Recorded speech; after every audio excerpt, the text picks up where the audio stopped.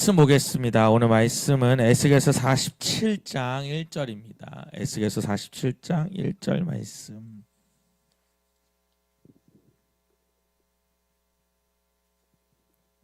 우리 1절부터 7절까지 제가 한 절, 여러분 한 절 읽겠습니다.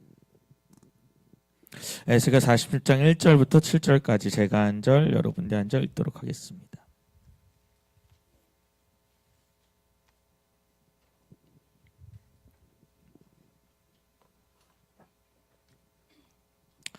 그가 나를 데리고 성전 문에 이르시니 성전의 앞면이 동쪽을 향하였는데 그 문지방 밑에서 물이 나와 동쪽으로 흐르다가 성전 오른쪽 제단 남쪽으로 흘러내리더라.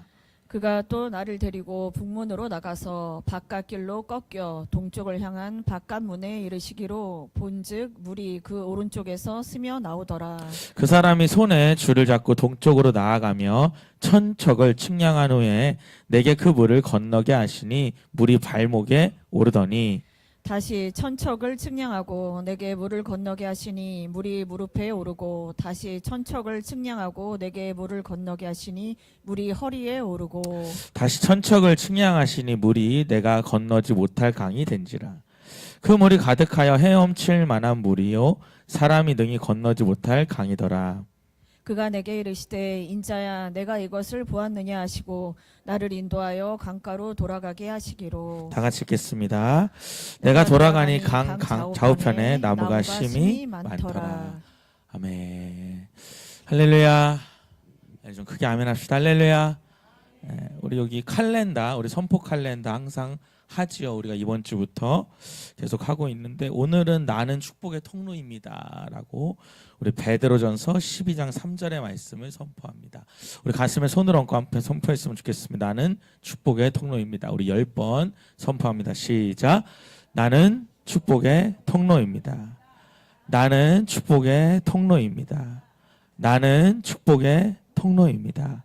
나는 축복의 통로입니다. 나는 축복의 통로입니다. 나는 축복의 통로입니다. 나는 축복의 통로입니다. 나는 축복의 통로입니다. 나는 축복의 통로입니다.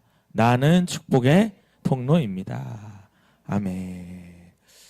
우리 항상 이거 집에다 붙여놓으시고 저는 이제 신발장 앞에다 붙여놨거든요. 그래서 우리 주원이 학교 유치원 갈 때 꼭 선포하고 있으니까 여러분들 선포하시고 또 우리가 오늘 골방에서도 그렇고 항상 선포한다는 거 하셨으면 좋겠고 저희가 요번에 제가 지난주에 기도하면서 요 십자가를 하나 코팅해서 만들었습니다. 그냥 제가 기도하다가 하나님 보여주신 걸 그대로 적는데 한쪽에는 전도대 상자의 이름을 적고 우리 전도사님들 뒤에서 좀 나눠주시면 좋을 것 같아요. 없는 분들 한쪽에는 가족들의 이름을 적는 겁니다. 그래서 여러분들이 10명씩 쓸 수 있게 해놨는데 여러분들이 그 이름을 붙잡고 기도하는 거죠.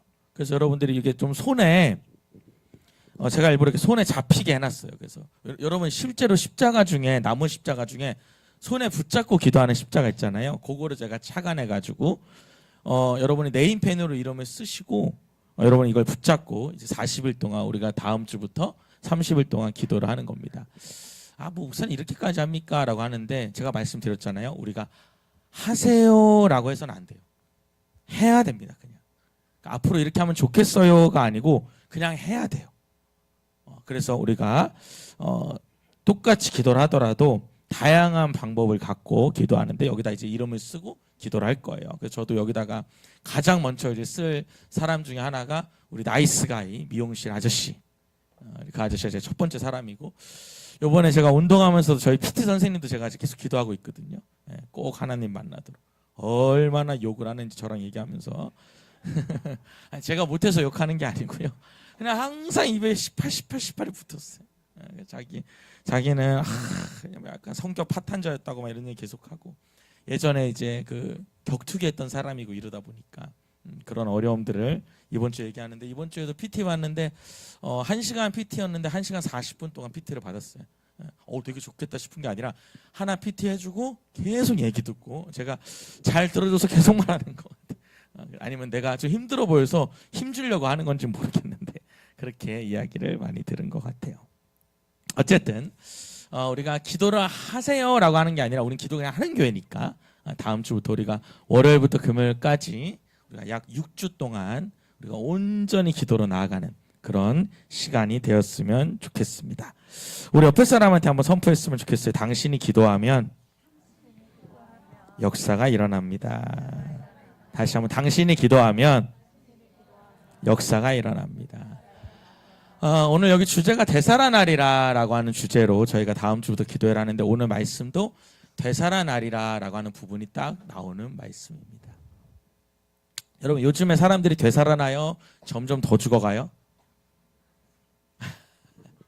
근데 우리 교인들이 죽어라는 대답을 참 좋아하시는 것 같아요. 살아요라고 하는 대답을 좋아해야 되는데 죽어 이런 대답을 참 좋아하는 걸 볼 수가 있는데 저 PT 해주시는 우리 관장님이 저한테 그래요. 제가 이 12월 1월에 좀 많이 못 갔거든요. 그래가지고 이제 오랜만에 가서 이제 PT를 봤는데 이제 관장님이 저한테 하는 말이 뭐였냐면 이제 왜 이렇게 안 오셨어요? 그래서 교회에 좀 어려움이 많이 있어서 열심히 하느라 못 왔어요. 그랬더니 하시는 말씀이 뭐냐면 저희는 더 어려워요 이러는 거예요. 저희는 더 어려워요. 그래서 왜요 관장님 왜 어려워요? 그랬더니 지금 이제 이 헬스장 업계에서는 한 달에 40개 이상이 폐업된대요.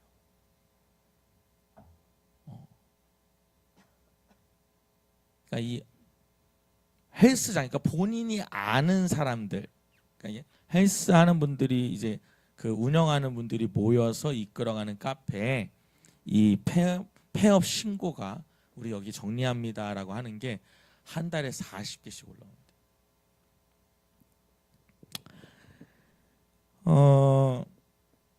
전화를 이렇게 온대요. 한참 PT할 시간에. 그래서 전화를 이렇게 받으면 자기도 이제 시간이 좀 여유가 있어서 전화를 받으면 상대방이 그런대요. 형 왜 벌써 전화 받아? 그런다는 거. 그럼 너는 왜 전화했냐? 그러니까. 형 나는 요즘에 할 게 없어. 수업이 없어. 그러니까. 형은 왜 받아? 나도 없으니까 받지. 그러면서 저한테 이제 이제 그렇게 욕을 하는 거예요.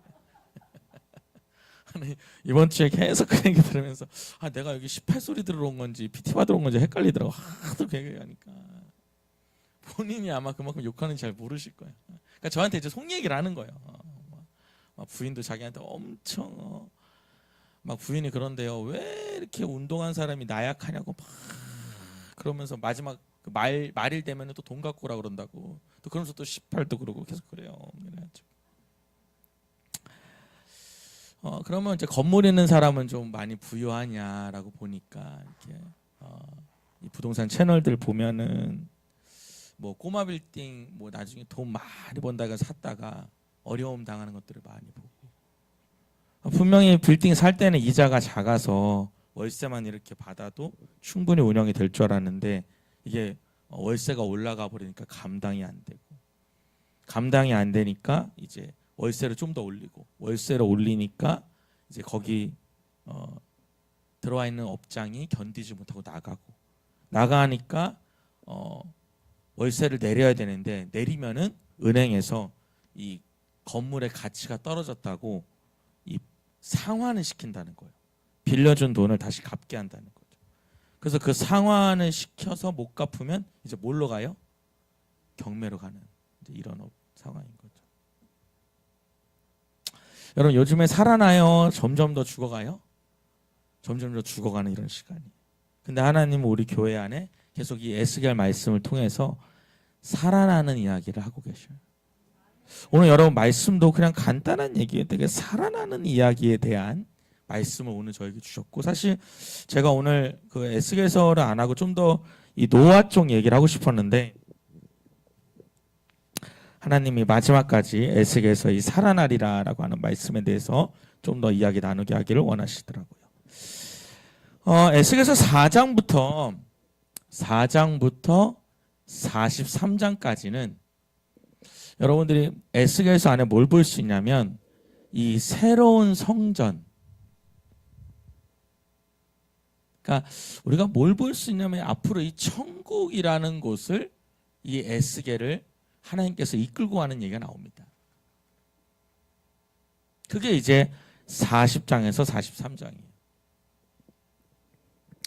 그 다음에 이제 44장에서 46장을 보면 이 에스겔이 뭘 보냐면 새로운 성전에서 새로운 제사, 우리로 따지면 새로운 예배를 드리는 내용이 들어가 있습니다. 여러분 이걸 잘 적어 놓으시면 좋을 것 같아요. 아, 에스겔서가 마지막에 이렇게 되는 거구나. 그러니까 이 에스겔서의 마지막은 이 새롭게 올 천국, 그 천국에서 이루어질 일들을 보여주고 있어요. 근데 여러분 거기서 이제 주로 나오는 게 몇 센치 몇 센치 뭐가 있었다 이런 내용이다 보니까 이제 설교하기에는 조금 따분한 부분이 있고, 근데 여기서 굉장히 중요한 게 뭐냐면 47장입니다. 이 47장이 굉장히 중요해요.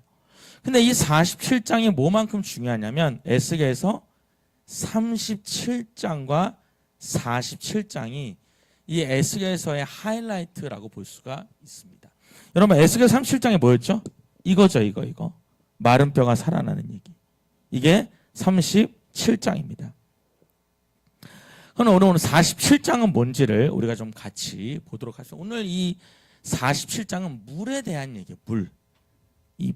물이 어떻게 역사가 일어나는지를 오늘 좀 볼 텐데, 제가 참고로 여러분한테 좀 말씀드리고 싶은 게 재미없을 수 있어요. 그래도 제가 늘 말하지만 설교를 잘하는 분들은 굉장히 많은데 제가 늘 그런 얘기 하잖아요. 이보다 쉽게는 아마 설교하는 분 없을 거다. 그냥 웃으면서 들으시면 좋겠어요. 그렇죠? 제가 저보다 설교 잘하는 분은 너무 많은데 제가 우리 교회만큼 쉽게 설명하는 교회는 없을 거다. 늘 제가 여러분한테 주입시키잖아요, 머릿속에. 그래서 여기서도 이해를 못하면 그냥 천국 가셔야 돼. 진짜야. 이보다 더 쉽게는 진짜 가르칠 수 없으니까 여러분들 그렇게 아시고 그냥 이렇게 편안히 에스겔에게 하나님이 보여줬던 거를 지금 쓴 거니까, 계시니까 여러분이 보시면 좋을 것 같고, 아마 교회를 다니면서 에스겔서를 처음 듣는 분들도 있을 수 있어요. 그냥 하나님이 이런 걸 에스겔한테 보여줬구나 라고 이렇게 보시면 될 것 같아요. 개인적으로 제가 이 성경에 있는 모든 부분을 다 설교하는 게 저의 어떤 비전 중에 하나이기 때문에 제가 이번에도 30일 동안 좀 교회에서 안 하는 서신들이라든지 또 이렇게 좀 예언서 이런 부분을 좀 할까 좀 고민이 있어요. 좀 우리가 매일 만나면서 좀 그런 부분을 다루면 어떨까? 좀 교회에서 잘 안 다뤄주는 부분들, 좀 이런 고민도 좀 있습니다. 자, 1절 한번 읽어보겠습니다. 1절 시작. 그가 나를 데리고 성전문에 이르시니 성전의 앞면이 동쪽을 향하였는데 그 문지방 밑에서 물이 나와 동쪽으로 흐르다가 성전 오른쪽 제단 남쪽으로 흘러내리더라. 벌써 무슨 말인지 모르겠죠. 이게 뭔 소리야 갑자기. 무슨 이야기도 아니고 그냥 쭉 보시면 돼요. 그가 나를 데리고 갔어요. 그가 누구냐면 하나님이 에스겔을 어떤 비전을 보여준 거예요. 앞으로 일어날 비전을. 그래가지고 그가 나를, 그러니까 하나님이 나를 데리고 어디로 데리고 가요? 성전문에 데리고 갔어요. 그런데 그 성전문에 이르니까 성전 앞면이 동쪽을 향했는데, 여러분 아시죠? 여러분 이 성전이라는 거는 문이 한쪽만 있어요. 어느 쪽으로 돼 있어요? 동쪽으로 돼 있단 말이에요. 그러니까 그 동쪽이 뭐예요? 예수 그리스도를 통해서만 구원받을 수 있다는 뜻이에요. 그러니까 그냥 여러분들이 무슨 소리야 모르셔도 돼요. 그냥 그렇구나라고 아시면 되고, 성전은 원래 어느 쪽으로 하면 문이 나왔다? 동쪽으로만 나 있다. 근데 이 동쪽이라는 거는 이 한쪽, 그러니까 예수 그리스도밖에는 안 된다 이런 뜻이에요. 자, 그런 뜻인데 동쪽을 향하는데 그 문지방 밑에서 뭐가 나와요? 물이 나와요. 물에 또 하나씩 볼게요. 물이 나오는데 동쪽으로 흐르다가 성전 오른쪽 제단 남쪽으로 흘러내리더라 이런 뜻이에요. 그러니까 여러분 이 성전 문 앞에서 물이 흐르다가 남쪽으로 흐른다는 얘기예요. 우리 그림을 한번 좀 볼게요. 우리 뒤에 불을 좀 꺼주시고 그림을 같이 좀 보도록 하겠습니다. 우리 저기 전우사님이 도와주시는 게 좋거든요. 우경사님 사진을 계속 봐야 되기 때문에. 네, 불을 좀 꺼주시고요. 네, 사진을 좀 보도록 하겠습니다. 첫 번째 사진은 여기 보면은 네, 좀 띄워주시겠어요? 이게 성전의 문이 동쪽으로 향하고 있는데 그 문에서 이제 나오는데 이제 두 번째 사진을 좀 볼게요. 여기 앞에 불 다 꺼주실래요, 전사님? 네. 여기 보면은 자 보십시오. 이게 이제 성전이에요. 성전에서 네 감사해요. 물이 나오는 거예요. 우리 성전 사진도 하나 좀 보여주시겠어요? 그러니까 성전은 오른쪽으로만 물이 있는데 그 문에서 이렇게 물이 흘러나오는 겁니다. 그러니까 이게 동쪽인 거죠, 동쪽. 그죠? 그럼 이쪽은 여러분 이쪽이 동쪽이니까 이 앞에 뭐예요? 북쪽이고 여러분 쪽은 남쪽이고 저한테. 그러니까 여기 보시면 감사해요. 이게 이제 성전이면 이쪽으로만 문이 나 있는 거예요, 오른쪽으로만. 이쪽으로 물이 흘러나오더라는 거예요. 그리고 북쪽이고 남쪽이고 서쪽이 되는 거예요. 그러니까 주님이 계신 곳은 이 언약궤에 있는 이곳이란 말이에요.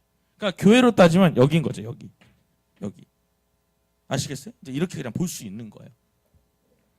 자, 그러면 여러분 다시 그 전의 사진을 보도록 하겠습니다. 오늘 좀 사진을 많이 볼 거기 때문에 좀 어려울 수 있어서 우리가 좀 보면은 네, 이거 다음 거요.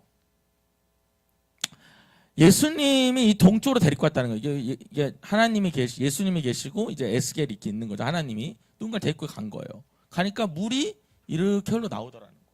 근데 동쪽으로 흘러 나와서 어디로 가요? 남쪽으로 흐르더라는 거예요. 밑으로. 이해가 되시겠죠? 그 얘기를 하고 있는 거예요. 이 사진을 계속 왔다 갔다 해서 봐야 되니까 뒤에서 좀 여러분 잘 봐주셔요. 자, 그럼 2절 보겠습니다. 2절 한번 읽어보겠습니다. 앞에 불 켜주시고 시작. 그가 또 나를 데리고 북문으로 가서 바깥길로 꺾고 동쪽을 향한 바깥문에 이르기로 본즉 물이 그 오른쪽에서 스며 나오더라. 그래서 여러분 2절에 보면 그가 또 나를 어디로요? 다시 북쪽으로 해가지고 바깥길로 꺾어서 동쪽으로 향한 문에 이르니까 그 물이 오른쪽으로 스며 나오더라는 거예요. 자, 그럼 다시 그 사진을 좀 볼게요. 사진을 보면은 네, 우리 불 꺼주시고 이렇게 되는 거예요. 두 번째 사진 볼게요. 네. 오늘 분명히 왔다 갔다 하는 거 연습했는데 느리네. 네. 자, 여기 보시면 우리 그 전에 사진 볼게요. 성전 전에 거 좀 볼게요. 그 전에 거 아까 봤던 거를.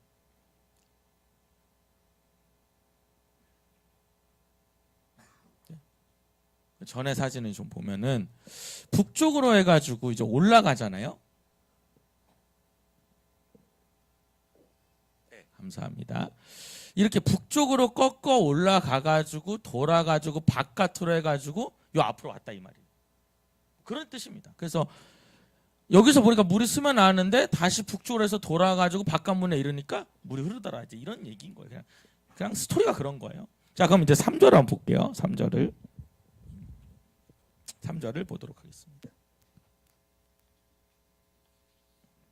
자, 읽어보겠습니다. 시작. 그 사람이 손에 줄을 잡고 동쪽으로 나아가며 천척을 측량한 후에 내가 그 물을 건너게 하시니 물이 발목에 오르더니. 자, 여기 보면은 그 사람이 손에 줄을 잡고 옆에 그냥 계세요. 대기하고. 내가 불안하니까 보면은 그 사람이 손에 줄을 잡고 이거 켜주셔요. 전사님들. 그 사람이 손에 줄을 잡고 동쪽으로 나아가며 천척을 측량했대요. 여러분 천척은 옆에다 써놓을게요. 530m입니다. 약 530m예요. 그러면 동쪽 문에서부터 530m를 잰 거예요. 그 다음에 나보러 그 물을 건너라고 했다는 거예요. 근데 건너보니까 물이 어디까지 와요? 발목까지 왔다. 요만큼 왔다. 자, 그럼 지도 한번 볼게요. 다시 불 꺼주시고. 자, 역시 최수연 선생님 훨씬 잘하는 것 같아요. 구간이 명간이라고. 자, 볼게요. 그 사진 좀 볼게요. 그래서 여기 보면은 그 물 나오는 사진 볼게요. 그 다음 거. 여기 보면은 여기서부터 천척 530m를 잰 거예요. 제가 주고 보니까 여기 조금 확대해서 볼 수 있을까요? 여기 보면 이 사람이 발목이 여기 잡혔죠? 혹시 보이세요? 네. 태성 선생님 이거 좀 도와주세요. 그러니까 여기서부터 530m 가니까 물이 잠기는 거 이만큼. 네, 감사해요. 여기 물 여기서 이만 갔다 이 말이에요. 그림을 좀 조그맣게 그려놓은 것 같아. 그래서 이게 이제 530m 간 거죠. 한 천척 가니까 발목이 잠겼다는 거예요. 자, 그 다음에 불 그냥 끄는 상태에서 볼게요. 4절 볼게요. 4절.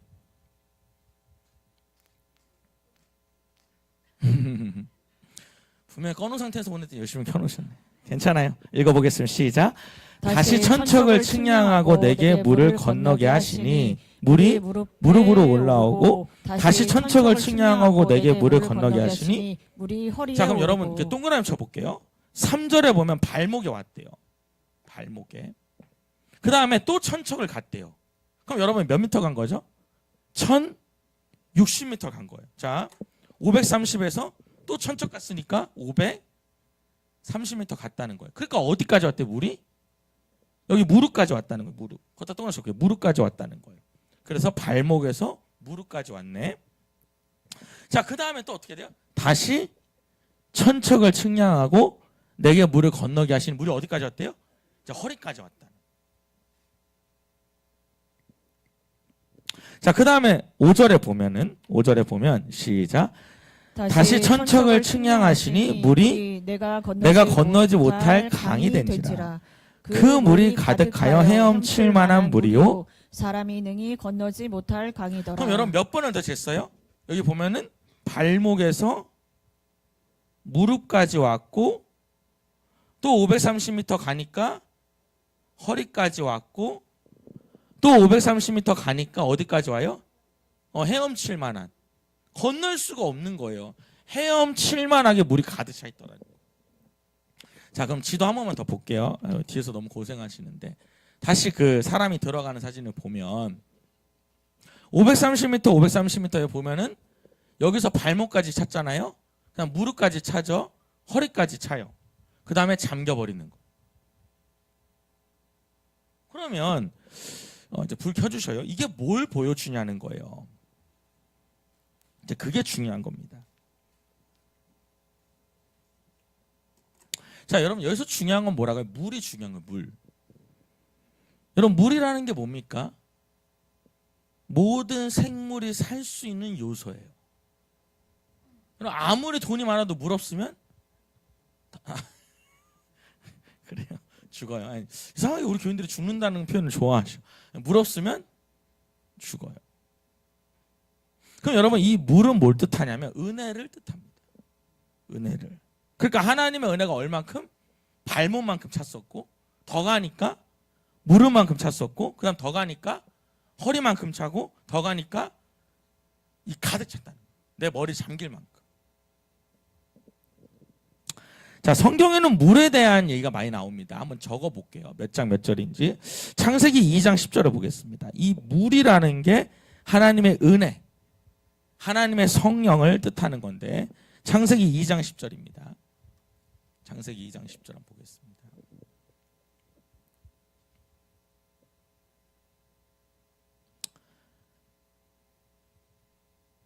네, 감사합니다. 읽어보겠습니다. 시작. 강이 에덴에서 흘러나와 동산을 적시고 거기서부터 갈라져 내 근원이 되었으니 11절 첫째의 이름은 비손이라. 금이 있는 하윌라 온 땅에 들렀으며 12절에 그 땅의 금은 순금이요 그곳에는 베델령과 호마노가 있으며 둘째 강의 이름은 기온이라. 구스 온 땅을 들렀고 14절에 셋째 강의 이름은 히데겔이라. 아수르 동쪽으로 흘렀으며 넷째 강은 유브라. 자, 여러분 이 구절을 잘 써놓으시면 여기 뭘 볼 수 있냐면 천국에 물이 흐르고 있는 걸 볼 수가 있어요. 그러니까 물은 뭐냐면 생명을 살리는 겁니다. 우리로 따지면 은혜인 거예요. 은혜. 내 영을 살리는 거. 그게 이제 물인 거죠. 자, 요한계시록 한번 볼게요. 그러면 창세기를 봤으니까 요한계시록 22장 1절에도 보면 요한계시록 22장 1절. 그냥 여러분 이렇게 그냥 분석하지 마시고 그냥 편안히 들으시면 돼요. 아, 물이 살리는 거구나. 성경에는 물에 대한 얘기가 많이 있구나. 천국도 물에 대한 얘기구나. 자, 그러니까 여러분 창세기는 하나님 에덴 동산을 만들었을 때 얘기잖아요. 자, 22장은 천국에 대한 얘기죠. 어떻게 될지 읽어봅니다. 1절, 2절 시작. 또 그가 수정같이 맑은 생명수의 강을 내게 보이니 하나님과 및 어린 양의 보좌로부터 나와서. 자, 하나님과 어린 양의 보좌로부터 뭐가 나와요? 생명수가 나와요. 자, 그래서 2절에 보면 시작. 길 가운데로 흐르더라. 강 좌우에 생명나무가 있어 12가지 열매를 맺되 달마다 그 열매를 맺고 그 나무 잎사귀들은 만국을 치료하기 위하여 있더라. 자, 여러분 복잡하게 읽었지만 간단해요. 물이 뭐라고요? 은혜예요, 은혜. 하나님의 은혜, 성령. 그러니까 물은 모든 생명을 살리는 중요한 요소인데 사람에게는 은혜라는 거예요. 은혜라는 거죠. 근데 여러분 중요한 게 있어요. 은혜가 이 물이 어디서부터 나와요? 다시 여러분 1절을 보면 어디서부터 나왔습니까? 에스겔서 47장 1절에 보면 성전의 앞면이 동쪽을 행하는데 그 문지방 밑에서 물이 나와 동쪽으로 흘렀다는 거예요. 다시 1절 보여주세요. 47장 1절. 그러니까 여러분 중요한 건 뭐냐면 여러분 그 은혜가 어디서부터 나와야 돼요? 성전에서부터 나와야 된다. 여러분 그 얘기 하나 하려고 이걸 다 본 거예요. 제가 말했잖아요. 이보다 더 쉽게 설명할 수는 없어요. 그러니까 여러분 절 봅시다. 은혜가 어디서부터 나와야 돼요? 이 교회 안에서부터 나와야 돼요.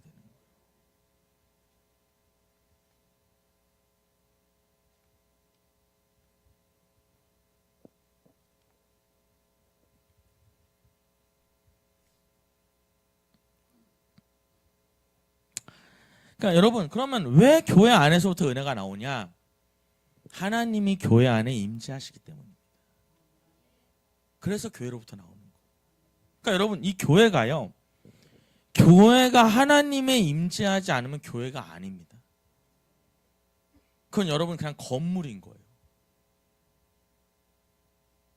오늘 여러분 제가 이제 신천지에 빠져가지고 5, 6년 동안 뭐 거의 지역장까지 했다는 어떤 자매가 이렇게 간증한 걸 들어보니까 그냥 딱 여러분 신천지 하면 떠오르는 게 뭐냐면 미혹이라는 단어입니다. 미혹.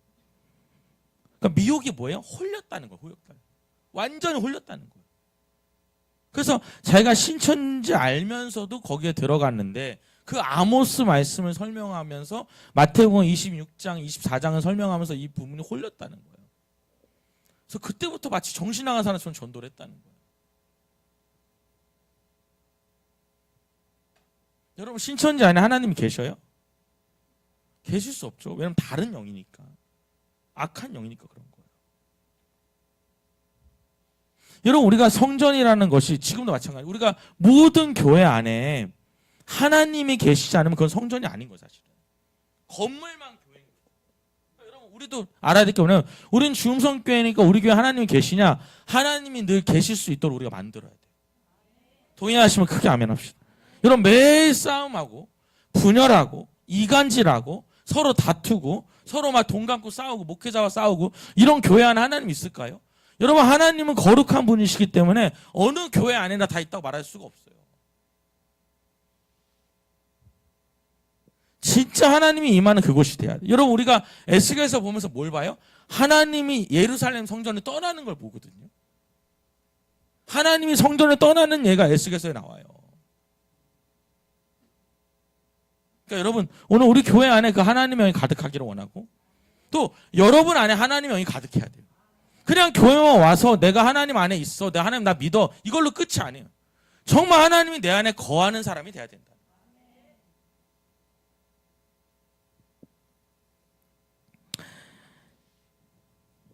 그래서 여러분 물이 어디서부터? 발목, 그리고 어디? 무릎, 그 다음 어디요? 허리, 그 다음 어디요? 완전히 가득 찬. 그러니까 여러분 우리 교회가 가득 차야 돼요. 좀 그렇게 되기를 원하는 거예요. 우리 옆에서 해봅시다. 주음성 교회가 진짜 하나님이 임하시는 살아있는 교회가 되기를 원합니다. 여러분 교회가 아무리 의리의리해도 제가 하나님께 저에게 보여주신 게 그런 거예요. 제가 막 부흥을 놓고 기도할 때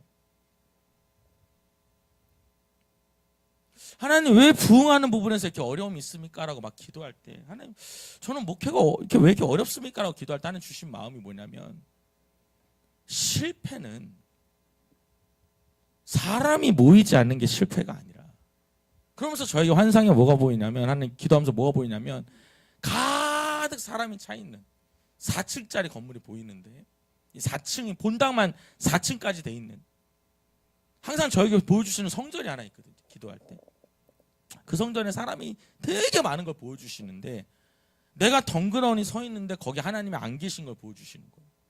그러면서 뭐라 그러시냐면, 진짜 실패는 사람이 모이고 안 모이고가 아니라, 사람이 아무리 많이 모여도 하나님이 안 계시면 그게 실패다. 여러분, 이 교회 안에 우리가 사람이 그득그득 차가지고 엄청나게 부흥해도 하나님이 안 계시면 교회가 아닌 거예요, 사실은. 근데 여러분, 그럴 수 있다는 거. 우리가 이거를 여러분들이 받아들이지 않을 수도 있겠지만 그건 분명해요. 그래서 여러분, 하나님이요, 예수님이 이 땅에 오셔서 공생을 시작할 때 어디로 엎어요? 성전에 들어서 엎어버리시잖아요. 그들이 종교 활동을 하고 있으니까 엎어버리는 거예요. 여러분, 교회는 교회라는 십자가가 달려서 교회가 아니라 하나님이 그 안에 주인이 되셔야 돼요. 동의하시면 크게 아멘 합시다. 그게 교회인 거예요. 그 교회 안에 살아있는 하나님이 역사하셔야 그게 교회라고. 그냥 목사님이 설교하고, 그냥 목사님이 신학교 나와서 담임을 하고, 그래서 여기 다 구역을 만들고, 이게 단순히 교회가 아니라, 여러분, 그건요, 교회가 아니어도 할 수 있어요. 여러분, 오늘 여러분 안에 내가 신앙생활 하면서도 내 안에 하나님이 함께 동행하지 않으면 내가 진짜 하나님의 사람인지 우리가 점검해 봐야 돼요. 저 역시 마찬가지. 여러분, 은혜가 어디까지 있어야 돼요? 내 안에 가득 차야 되는 거예요. 여러분, 옆에 사람 다시 한번 해봐요. 당신은 하나님의 은혜가 머리까지 차 있습니다. 다시요. 당신은 하나님의 은혜가 머리까지 차 있어야 됩니다. 여러분, 우리가요, 이 하나님의 은혜라는 걸요, 저는 이렇게 표현하고 싶어요. 진짜 은혜가 뭐냐면, 제가 어느 순간 좀 고민해봐요. 은혜가 진짜 뭘까? 내가 그 말씀을 듣고 그 예배를 들었을 때 살아나는 거예요, 사실은. 그게 은혜가 있는 거예요. 내가 오늘 그 말씀을 들었는데 내 마음이 굉장히 우울하고 답답하고 완전히 좌절 가운데 있었는데, 내가 그 말씀 하나로, 그 예배 하나로 내가 힘이 나고, 그러니까 저는 은혜를 다른 말로는 힘이라고 표현하기도 하거든요. 내 안에 내가 살아나야 되겠다, 내가 회복돼야 되겠다, 내가 일어나야 되겠다, 이런 마음이 들면 그 사람 은혜 받은 거예요. 동의하시면 크게 아멘 합시다. 근데 이제 거꾸로 되면 이제 심각한 거죠. 막 기쁘게 하는데 말씀 들으면 더 우울해. 막 목사님 보면 더 슬퍼. 막 설교를 들을수록 더 재미없고, 이제 이러면 이제 은혜가 돼요? 여기만 되는 것 같아요. 여기만 보고 해야 되겠다. 그럼. 어차피 은혜 못 받으시는 분들. 저는 여러분, 오늘 여러분 안에 이 기도회가 저한테 되게 중요해요. 우리 교회가 가장 어려웠을 때, 이 교회를 사고 교인들이 많이 떠났을 때, 이 교회를 살 때까지 많은 성도들이 떠났죠. 근데 그때 하나님, 이 교회를 살리려면 어떻게 해야 됩니까? 그래서 하나님이 저한테 주셨던 말은 뭐냐면, 기도해라 이러시는 거예요. 하나님 지금 기도해야 할 분위기가 아닙니다. 하나님 지금 성도들이 다 지쳐 있어요. 여기 공사하느라고, 이거 철거, 우리 교인들이 다 철거했잖아요. 우리 교인들 정말 경제적으로 어려져, 우리 다 같이 철거하러 가면 돼. 사실 다 해봤잖아. 우리 철거 하나만 해봤어. 우리 3개나 했죠. 3개나. 그죠? 전 성전도 해봤고, 정선전 교육장도 해봤고, 여기도 해봤잖아. 많이 까먹었어요? 다시 해보면 살아나. 그때 철거했던 그 기억이. 그때 완전히 지쳐있을 때, 사람들이 너무 몸이 지쳐있고 마음이 지쳐있는데 교인들은 많이 떠나고. 근데 하나님 그때 뭘 시켰다고요? 엉뚱하게 기도해라 하라는 거예요. 여러분, 어느 누가 좋아하겠어요? 근데 여러분, 기도해라는 거는 내가 손을 모으고 이렇게 눈을 감고 이렇게 있는 거, 그게 아닙니다. 하나님과 만나는 시간. 하나님과 만나는 시간. 그러니까 여러분, 오늘 여러분이 왜 왔냐? 하나님 만나러 오는 거예요. 제가 드리는 말씀을 여러분 듣고 말씀으로 은혜 받는 게 아니라 하나님을 만나십시오. 동의하시면 크게 아멘 합시다. 내가 오늘 말씀을 듣고 내가 하나님 만나야 되겠다. 내가 여기서 이렇게 있으면 안 되겠다는 마음이 들면 여러분 은혜 받고 있는 거예요. 그게. 그냥 여러분 와가지고 교회 앉아있는다고 은혜 받는 거 아닙니다. 그냥 목사님이 설교하는 그곳이 다 하나님 있는 게 아니에요. 사실은 솔직하게 말하면 내가 그 말씀을 듣고 살아나야 돼요. 살아나야 돼요. 교회가 크다고 교회가 작다고 이런 문제가 아니라 정말 그 교회에 하나님이 임재하고 있냐는 거예요. 그러니까 여러분 이 안에 물이 가득해야죠. 헤엄칠 수 있어야지.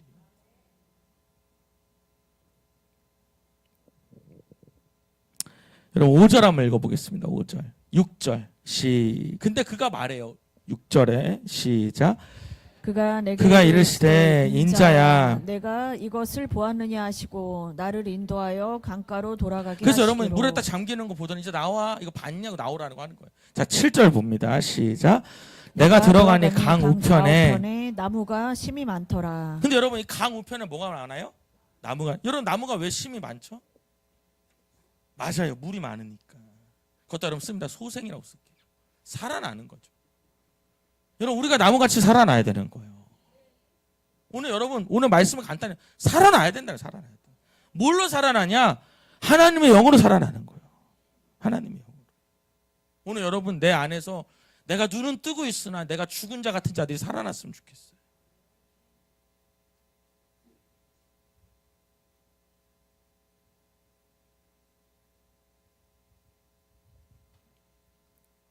팔절에 보면 시작.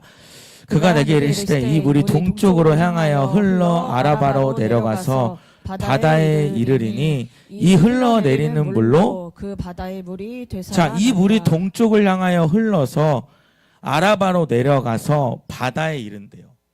근데 이 흘러내리는 물로 그 바다의 물이 되살아나는 거예요. 여러분 이 바다가 뭐냐면 사해입니다. 사해. 사해를 보여주고 있어요. 사해를. 옆에다 적어놓을게요. 신명기 3장 17절인데 여러분 오늘 혹시 우리 교회 처음 오신 분들 있으면 이 교회 정말 어려운 교회구나 생각하시지 않으셔도 돼요. 오늘만 그래요. 오늘만. 근데 이렇게 어려운 날 왔다는 건 뭐냐면 여러분의 수준이 있다는 얘기예요. 여러분 하나님은 여러분 실수가 없으시기 때문에 되게 좋아하시네. 나 수준이 있다니까 좋아하셔. 하나님은 못 알아듣는 날 오게 하지 않아요. 알아듣는 날 필요한 말씀을 듣게 하시죠. 자, 여기 보면은 이 물이 동쪽을 향하여 흘러서 아라바로 내려가서 여러분 이 아라바라고 하는 지역을 이제 여기는 사해 근처를 아라바라고 얘기합니다. 자, 신명기 3장 17절 한번 읽어볼게요. 신명기 3장 17절 잘 적어놓으세요. 거기 써있어요.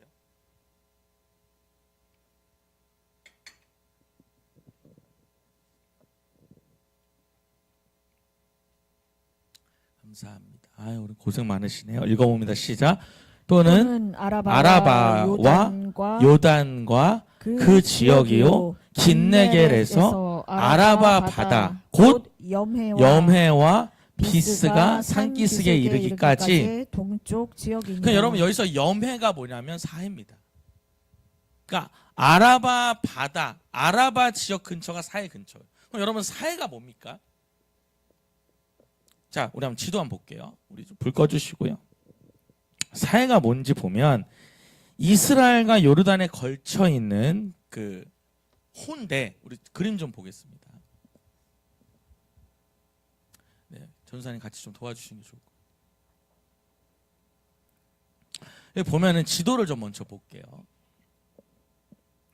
네, 지도를 먼저. 네, 감사합니다.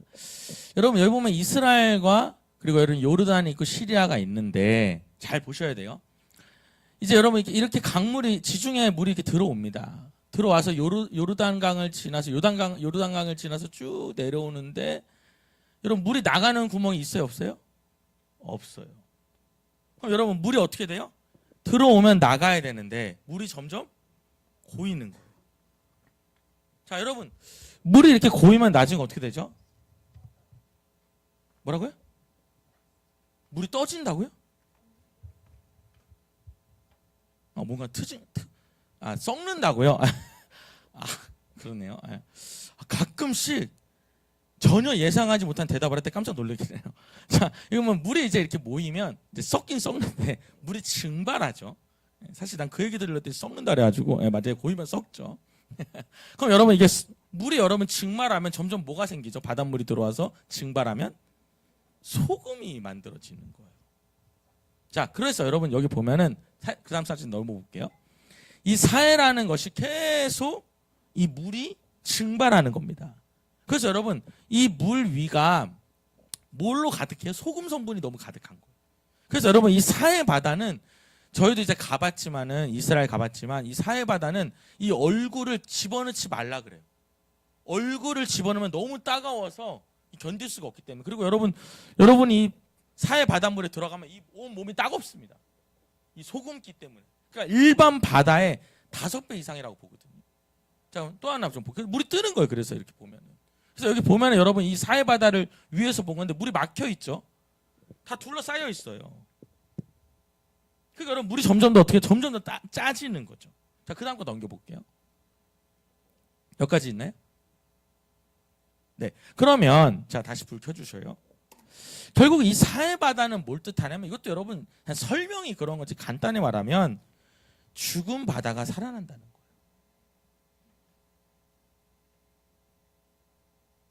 죽은 바다가 이 사해 같은 바다가 살아난다. 그럼 여러분 실제로 사해 바다가 살아난다는 게 아니라 그와 같이 우리의 영이 살아난다 이 말이에요.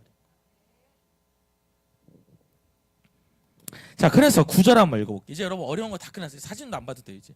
자, 읽어봅니다. 시작. 이 강물이 이르는 곳마다 번성하는 모든 생물이 살고. 아멘. 모든 생물이 살아요. 또 모든 생물이 살아나요. 또 고기가 심히 자, 또 하나씩 고기가 심히 많아져요. 또 이 물이 흘러 들어가므로 바닷물이 또 하나씩 바닷물이 되살아나요. 또 이 강에 이르는 각처의 모든 것이 아멘. 살 것이며 모든 것이 산다. 여러분 오늘 여러분들이 이 주님 안에서 모든 것이 살아났으면 좋겠어요. 그러니까 오늘 여러분 이 말씀 듣고 예배드리고 여러분 안에 막 힘이 생기고 생기가 생기면 그 여러분 은혜 받고 있는 거예요. 나가실 때 여러분 이렇게 뭔가 좀 은혜 못 받은 것 같으면 저희가 다 걸러내서 못 가게 할 거예요. 뭔가 안 살아났다. 뭔가 막 살기가 안 난다. 막 생기가 안 난다. 이러면 다시 붙잡아 놓고 여러분 내일 새벽기도 있는 거 아시죠? 그냥 쭉 가는 거예요. 그냥 새벽기도까지. 5시 반에 시작하니까. 그래서 우리 또 제이슨 잘 거지 여기서. 같이 자면 됩니다. 제가 잘 거니까. 10절에 보면은 시작. 또 이 강가에 어부가 설 것이니 엔게디에서부터 에네글라임까지 금을 치는 곳이 될 것이라. 여러분 어부가 서요. 어부가 왜 나타나죠? 네, 그렇죠. 고기 잡으러 온 거죠. 고기 잡으러. 그 다음에 그물을 외쳐요. 고기 잡으려고. 그렇죠? 그리고 시작. 그 고기가 각기 종류를 따라 큰 바다의 고기같이 심이 많으려니와. 여기서 큰 바다는 어디냐면 지중해를 말합니다. 그 지중해 각종 물고기가 그 사해 안에도 들어올 거라는 거예요. 그런 것처럼 너희가 이 살아나는 역사가 일어날 거라는 거죠. 자, 11절입니다. 시작. 그 진펄과 개펄은 되살아나지 못하고 소금 땅이 될 것이며. 자, 진펄은 땅이 질어 질퍽한 땅을 뜻하는데 걷다 뭐라고 쓰면 습지라고 쓸게요. 그냥 설명하면 복잡하니까 습지라고 쓰고요. 개펄은 조수간만의 차이로 발생하는 갯가의 개흙이 깔린 벌판이라는 뜻인데 이렇게 쓸게요. 물운동이라고 쓰시면 돼요. 물운덩이. 그러니까 이게 하나님께서 다 살아나게 하시는데 진펄과 개펄은 그냥 둬서 뭐가 되게 하신다? 소금 땅이 되게 하신다. 소금이 나게 하실 거라는 거예요. 자, 중요한 건 12절입니다. 12절 시작.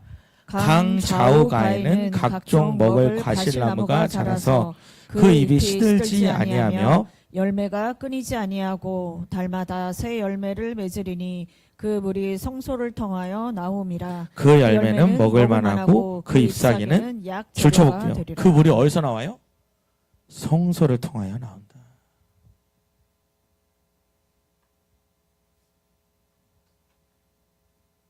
여러분 저희가요 여러분이 어느 교회를 가든 제가 여러분한테 꼭 말하는 게 뭐냐면 목회자와 서로 대적하는 관계에 있지 않는 거거든요. 어느 교회를 가든지 우리 교회만이 아니고 우리 교인들한테 꼭 말해요. 어느 교회 가든지 목회자랑 절대로 대적하지 마라. 그러니까 목회자한테 나쁜 소리 하지 마라 이런 얘기가 아니라 어떤 이렇게 자꾸만 벽을 쌓는.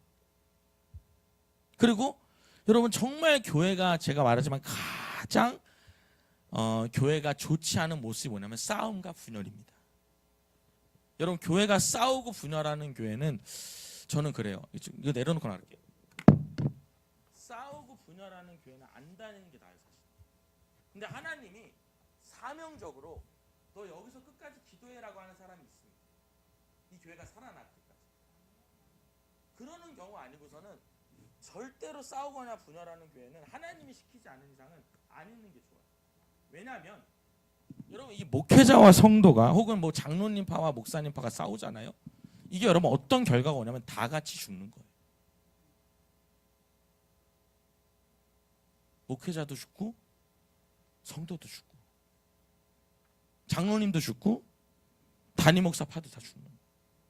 저는 우리 교회가 그동안 싸움과 분열이 단 한 번도 없었다는 게 너무 감사해요. 13년 동안 단 한 번도. 왜냐하면 싸우면 여러분 제가 말하잖아요. 우리 교회 못 다니게 하니까. 뭐 싸워서 나가라고 한 적은 없지만 그게 머리에 박혀 있는 거예요. 싸울 수 없다는 게. 여러분 이 싸움과 분열은 왜 싸움과 분열 안에 교회가 있으면 여러분 안 다니는 게 낫다고까지 말하냐면 하나님이 그 안에 임재하기가 어렵습니다. 왜냐하면 하나님은 하나 되게 하는 영이기 때문에. 여러분 더 좋은 건 뭐냐면 여러분이 분열된 곳을 하나 되게 하는 사람이 되는 거예요. 우리 옆에 사람 당신이 분열된 곳을 하나 되게 하는 사람이 됩시다. 우리 지금 가사님 분열돼 보여. 같이 했으면 좋겠어. 아들이랑 둘이 하는데 철저히 분열된 느낌이니까 조금 더 하나 됐으면 좋겠어. 다시요. 쳐다보지 마세요. 민망하니까. 악수를 하는데 이렇게 악수를 하더라고. 분열된 거죠, 여러분. 이거는 분열된 거예요. 다시요. 당신이 교회를 어떤 공동체든 쳐다보지 마시라니까 왜 쳐다보죠 민망하게. 어떤 공동체든 하나 되게 하는 사람이 됩시다. 절대로 여러분 싸울 필요가 없어요. 여러분 우리가 안 싸울 수 있는 유일한 방법은 뭐냐면 하나님의 뜻 안에 모두가 순종하는 겁니다. 그것만. 여러분 교회가요 쉽다면 가장 간단한 게 교회고요 복잡해지면 정말 한없이 풀 수 없는 게 교회입니다. 왜냐하면 다양하기 때문에 그래요. 그럼 교회가 하나 될 수 있는 유일한 방법은 뭐냐면 하나님의 뜻 안에 모두가 순종하는 거예요. 담임 목사부터 어린아이에 이르기까지 다. 여기서 우리 권사님들 중에서도 싸우는 교회 다니다가 신앙생활 놓쳤던 분들이 많이 있어요. 같이 죽는 겁니다.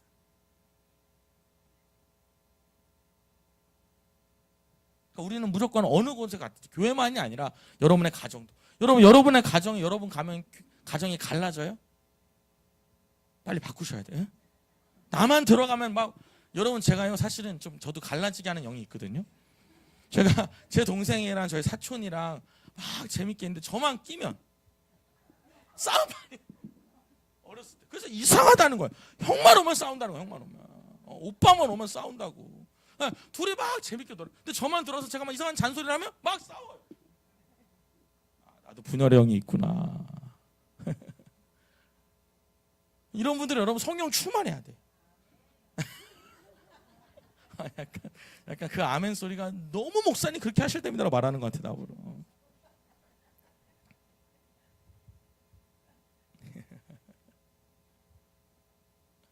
여러분 우리 오늘요 간단한 얘기입니다.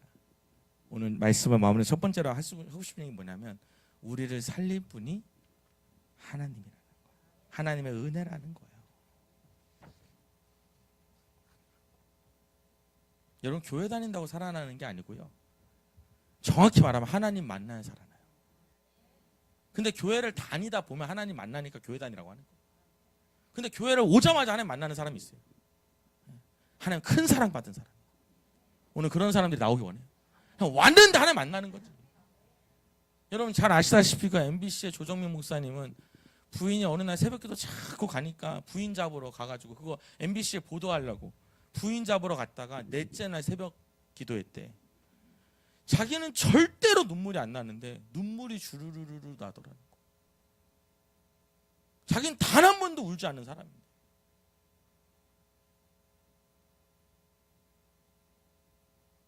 여러분 남편이 막 말씀 듣다가 갑자기 울잖아요. 그러면 가가지고 울어? 이러시면 안 돼요. 아시겠죠?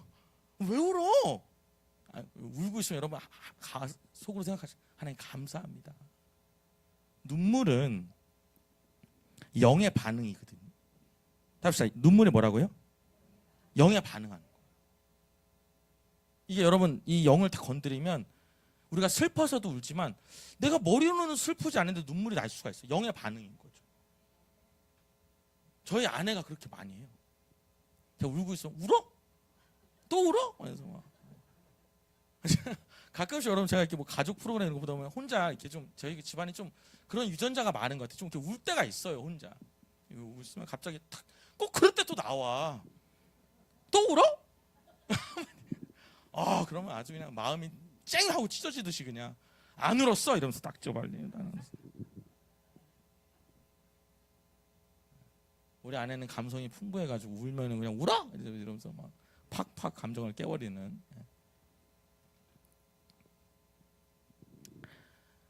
오늘 여러분 안에 제가 이제 우스갯소리로도 하고 하지만 진짜 하나님의 영이 살아났으면 좋겠는데 우리가 영상을 하나 좀 봤으면 좋겠어요. 근데 저는 막 죽다 살아난 사람은 아닌데 이 목사님은 정말 죽다 살아난 사람이니까.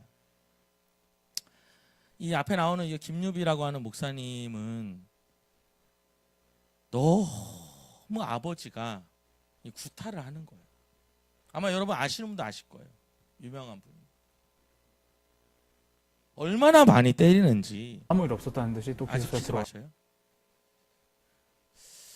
이 여름에 반팔을 못 입고 다니는, 반바지도 못 입고 긴 바지 너무 많이 몸에 멍이 많이. 근데 이 아버지도 여러분 분명히 상처가 있겠죠. 반자촌에 살면서. 그러니까 하루 종일 밤새도록 맞아가지고 학교를 못 간 게 6번 이상이 된다. 그럼 꿈틀을 하면 살아나는 거고. 이제 그렇게 밤새도록 아버지가 두들겨 패고 이제 볏짚으로 덮어놓는 거예요. 그러다가 이제 이 김유비라는 목사님이 여러분 아실 거예요. 안산의 동산교회에 사는 동산고등학교라고. 그 학교를 정말 하나님의 은혜로 가게 됩니다. 근데 거길 왜 가냐면 기숙사가 있다고 하니까 도망을 친 거예요. 그리고는 이분이 방학 내내 기숙사에서 혼자 있는 거예요. 여러분 이게 토요일 날이 되면 이 기숙사의 불이 다 끈대요. 그리고 밥도 안 준대요. 그러면 혼자 이틀 동안 토요일 일요일 동안 아무 데도 안 가고 집에 불 끈 그 기숙사에 있었다는 거예요. 그렇게 방학을 보냈고 월요일 날 일요일 날 저녁에 애들이 오면 자기도 마치 그때 온 것처럼 머리를 다 씻고 그렇게 이제 위장을 했다는. 그렇게 여러분 한 학기를 보내게 돼요. 그리고 이제 그 마음속에 부모에 대한 엄청난 분노가 쌓여 있는 그런 상황에서 오늘 이야기가 진행이 되는 겁니다. 우리 불을 다 꺼보겠습니다.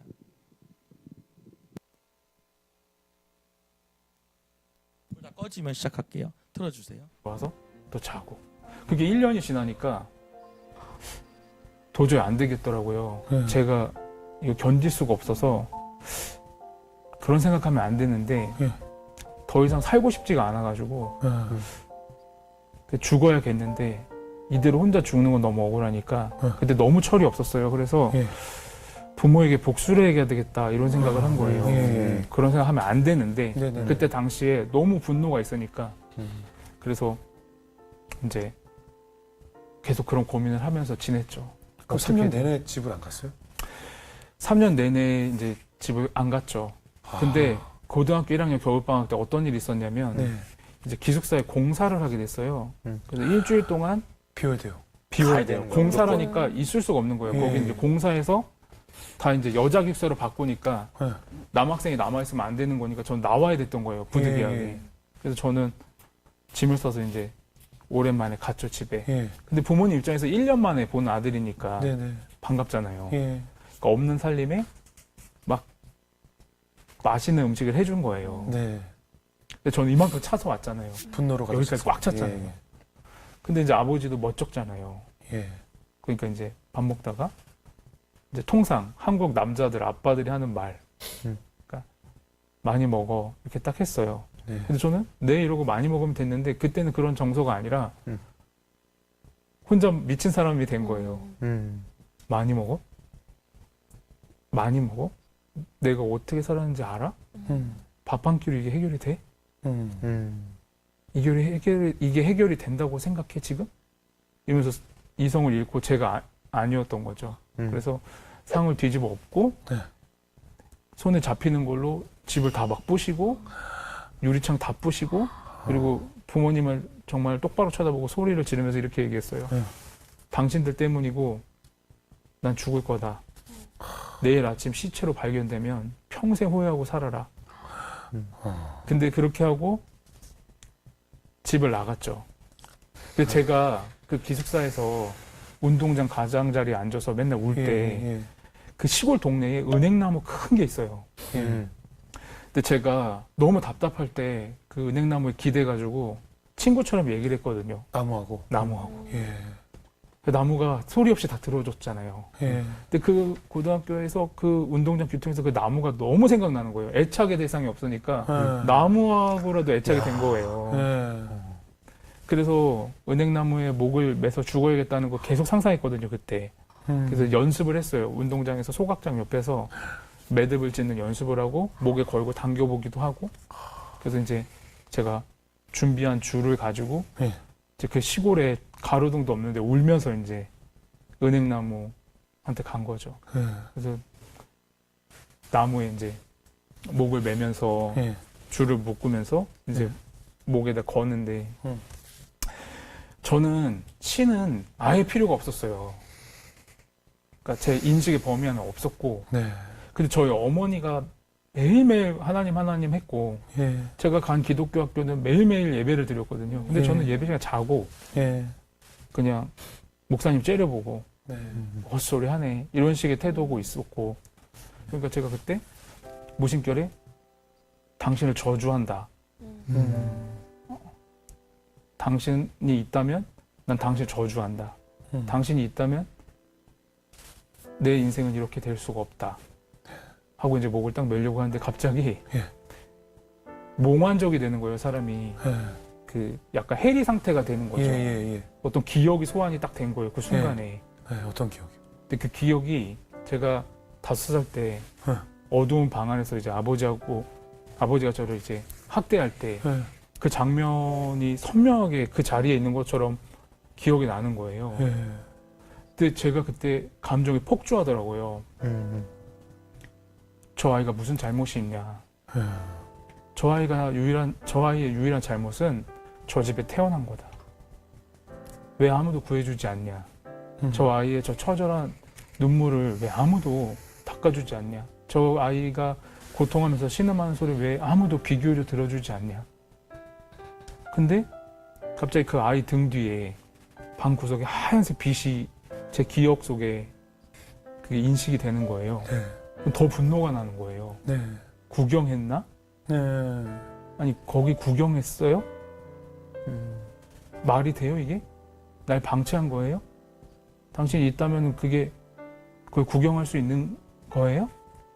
이렇게 생각을 했었거든요. 네. 근데 감정이 완전 이제 폭주한 거죠. 네. 이제 막 엉엉 울고 막 떼굴떼굴 불렀던 것 같아요. 네.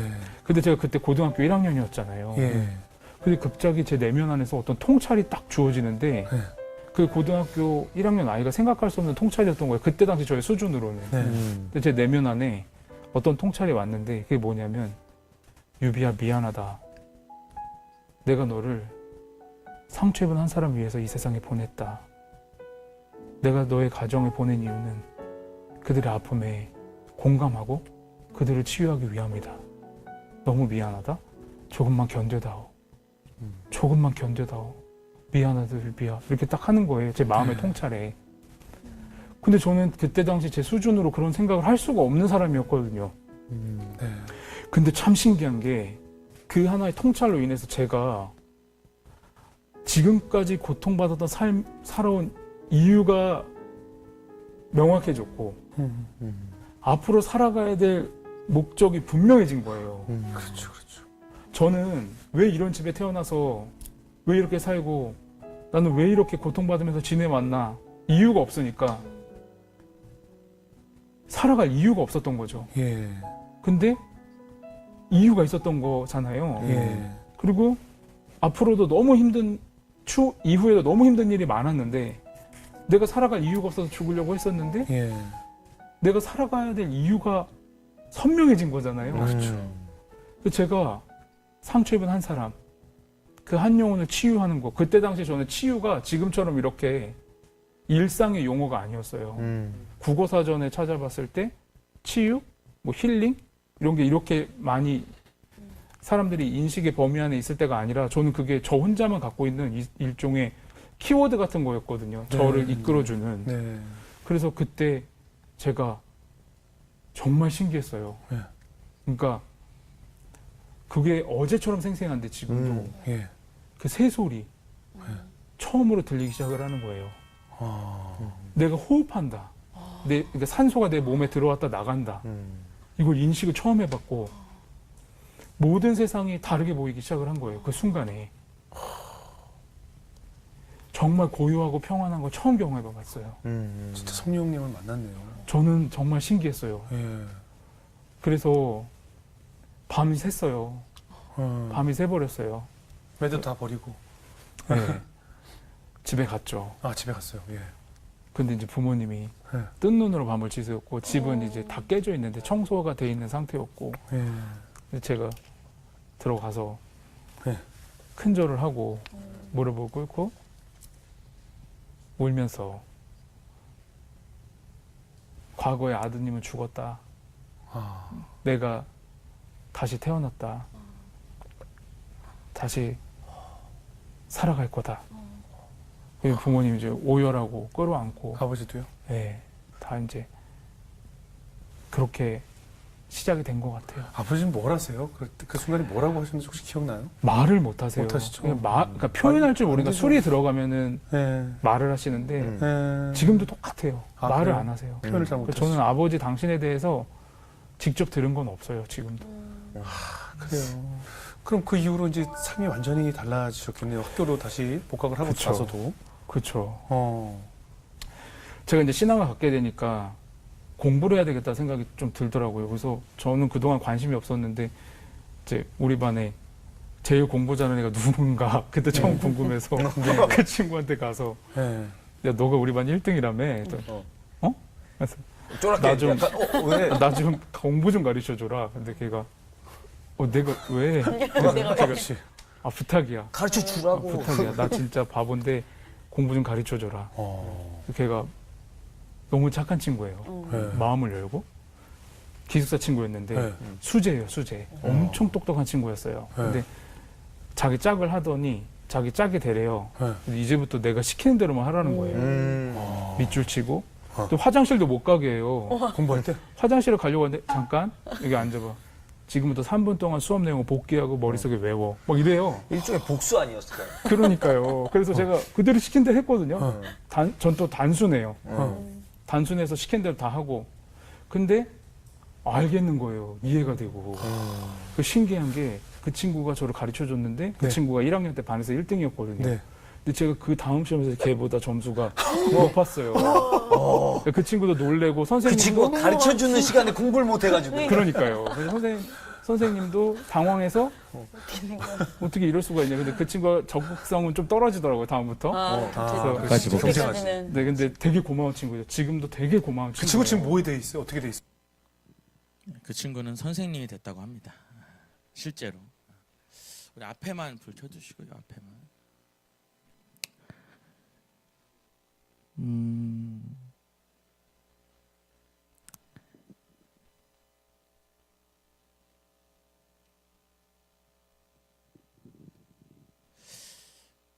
우리 진짜 이게 죽으려고 했던 거잖아요. 우리 반주 주셔도 좋을 것 같아요.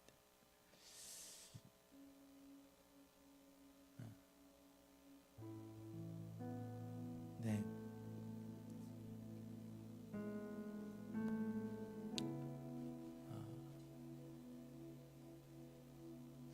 이제 목매려고 하는데 그때 하나님 만났다는 거죠. 그리고 하나님 미안하다 얘기하시고, 네가 상처받은 한 사람을 치유하려고 내가 너를 보냈다라고 얘기를 했다는 거예요. 근데 여러분 잘 생각해봐요. 사람이 그 말 해주면 위로가 될까요? 웃기는 소리 하지 말라고 할 거예요. 근데 목사님이 진짜 하나님을 만났기 때문에 그 하나님이 그 마음에 그 분노를 정말 다 녹여주신 거죠. 그래서 여러분, 하나님이 우리가 만나야 될 대상이고,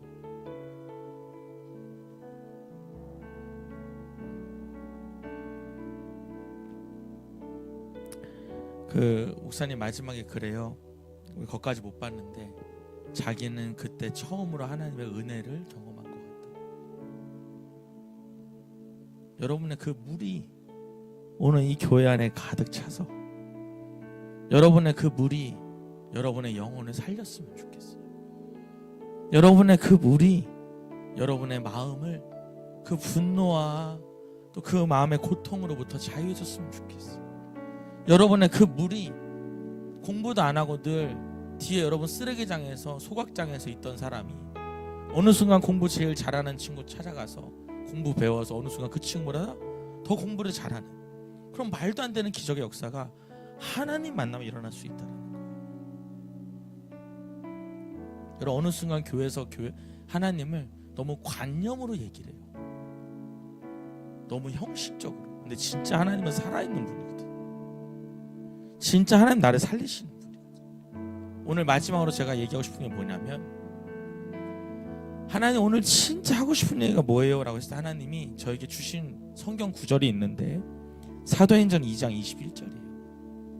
누구든지 주의 이름을 부르는 자는 구원을 받으리라. 오늘 여러분 하나님 만났으면 좋겠어요. 주님을 부르셔야 돼요. 주님을 고래고래 안 부르더라도 진심으로 부르셔야 돼요. 주님, 나도 만나주세요. 나도 저 김유비라는 목사님처럼 절망 가운데 있는데 하나님 나도 좀 살려주세요. 하나님 내 아이들도 하나님 좀 만나주세요. 내 아이들이 저렇게 방황하고 있는데 하나님 만나주셔서 회복시켜주세요. 하나님 내 남편도 주님 좀 만나주세요. 절망 가운데 있는 내 남편이 세상에 완전히 팔려서 돈밖에 모르는 사람으로 살고 있는데 하나님 만나서 정말 변화된 인생 살게 해주세요. 그렇게 여러분 오늘 기도하는, 그렇게 주님을 부르는, 그렇게 주님을 찬양하는 그런 밤이 되었으면 좋겠습니다. 우리 오늘 저에게 주신 찬양이 있어요. 슬픈 마음 있는 자, 몸과 마음 병든 자, 우리 이 찬양 함께 하나님께 올려드리도록 하겠습니다.